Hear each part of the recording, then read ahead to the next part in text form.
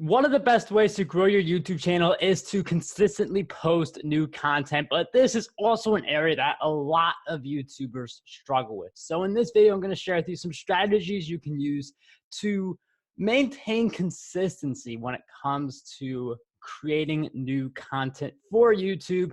And if you guys do enjoy this video, we talk about YouTube and self-publishing, ways to make more money all the time. So make sure you subscribe to this channel for more videos just like this one. But when it comes to consistency on YouTube, I think the big reason a lot of creators struggle with this is because they don't have the long-term focus. So I feel like there's a tendency to go on YouTube, even like, watching other videos about how to grow on YouTube, do keyword optimization, all the things that those videos tell you to do. You don't see the results you want to see, and you're like, darn, YouTube's too saturated. YouTube's not the social network for me, and I have to do other things to make money instead.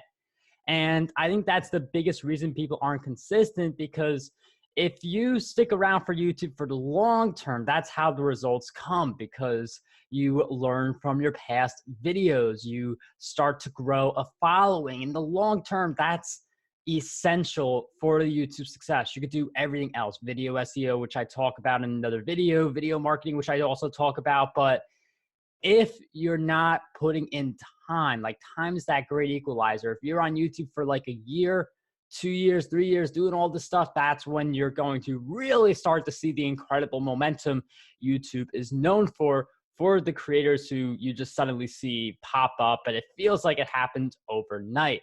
So having that long-term focus in play is going to help you have that motivation to show up and keep putting up videos, even if you may not be getting more than 10 views for your initial uploads. So now that we have the long-term focus in mind, let's think about actionable stuff we can do today to make it easier for us to do these consistent uploads. So when it comes to uploading videos consistently, you have to create a solid schedule that puts you in the committed phase. There's a difference between being interested and committed. So right now on this channel, I'm doing daily YouTube videos, which means I am creating a lot of videos every single day. I'm even experimenting with 2 videos per day on my channel. I may even experiment with 3 videos on my channel. I don't pull these numbers out from random. I just see them working for a select few YouTubers who are actually crazy enough to do 2 and 3 videos each day. So that may be the direction I go. It's all about looking at your data and seeing what makes the most sense for you and your audience. So in that note, I am committed in the sense that I have to put up 1 or 2 videos every single day. So I'm doing a lot of day of videos, and this is great because I get to look at feedback I'm receiving in the comments. I get to, if there's like a big news item, I could jump on it right away, instead of having to wait for all my other videos in the queue to be successfully published in their proper times.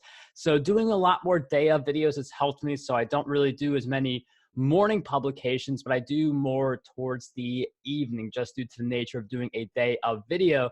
And that could be one thing that helps you. I know some people, though, they do a lot of detailed editing. So to do a daily video isn't really possible for them, just because of how much editing goes into it.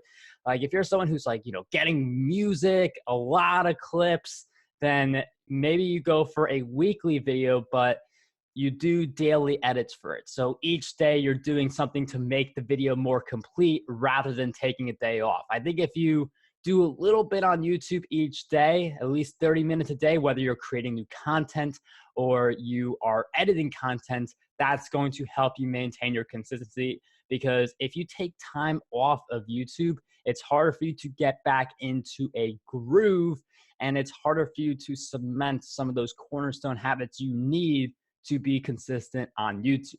And pro tip on the editing piece: the shorter your videos are, the less editing you have to do. That's just the definition of the game. And shorter videos may give you less watch time, but if you have a short video that's edited pretty well, like an 8 to 10 minute video, you could get like 40 or even 50% retention rate on a really well edited video, versus coming out with a 20 or 30 minute video that's barely edited and you're getting a really low retention rate for your videos. So the shorter the video is, it's easier to edit and it's easier to come out with more of them and be consistent. 8 to 10 is usually what I shoot for. Sometimes I go over, sometimes I go under, but that's the general range that I like to shoot for. And while I don't recommend this for every single video on your channel, one thing you can do to kind of force yourself to be consistent is to schedule YouTube lives at a specific time and day each week. And that's going to ensure you do at least one new video each week, as long as you keep on scheduling those YouTube lives. The great thing about a YouTube live, there's no editing, there's no post-production or anything like that. You just optimize your description, have the thumbnail, go live when you have to, and then that's your video. So when you take the advice from this video and you are applying it to your YouTube workflow, you're going to start seeing more consistency. The one thing that can derail that, though, is if you go on a vacation. And vacations are good, and I feel like there are a lot of people who don't take enough of them.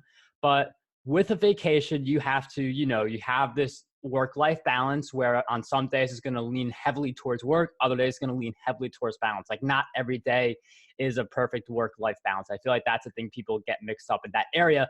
But with the vacation, it is heavy on the non-work side, and you're not going to be able to create videos day of, you're not going to be able to edit day of, you're on vacation. So this could be anywhere from, just a personal vacation or a professional vacation where you're at an event and networking.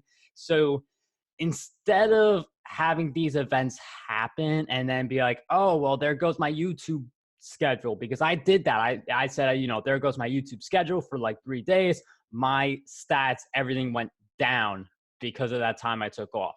And as a YouTuber, obviously every day, especially in the beginning, matters a lot when it comes to like having that extra motivation to keep going. That's why, you have that long-term focus. So if you're getting like 10 views per video right now, you look at it, if I keep doing this each day, I keep optimizing, I keep working, think about where you're going to be in 3 years versus where you are now.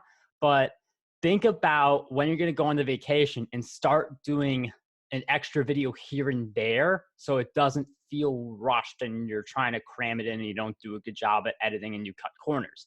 So let's say you have a vacation coming up in 3 months. What you do there is you figure out how many days you're going to take off. So like, let's say like it's a week where you're on the vacation. So that's 7 days. If you're doing daily videos, that's 7 days. So you just pick one day each week to say, okay, I'm going to do 2 videos on that day instead of just 1. If you do a weekly video, then you only have to cover 1 video for that entire vacation time. So in that scenario, it can be, I'm just going to pick 1 day to do that extra video, 2 videos instead of 1. We're going to pick that 1 day to go a little deeper into editing. So if you plan things out like that in advance, it's easier for you to spread out the extra work to have that extra video ready to go when you're on vacation, instead of scrambling last second to create the video, which, it could turn out okay. But with a vacation coming up and with your already being consistent on YouTube with your existing publishing schedule, it's easy and tempting to cut corners in that scenario just to get it in. So those are just some of the strategies I use to be consistent on YouTube. If you guys enjoyed this video, make sure you subscribe. Let me know in the comments also if there's something you do to be more consistent on YouTube, because there's a whole lot of different strategies, a lot of different things that work for a lot of different people. So I would love to engage with you guys, and definitely smash that like button if you enjoyed. Anyway, signing off, dream big, achieve greatness, and unlock your potential today.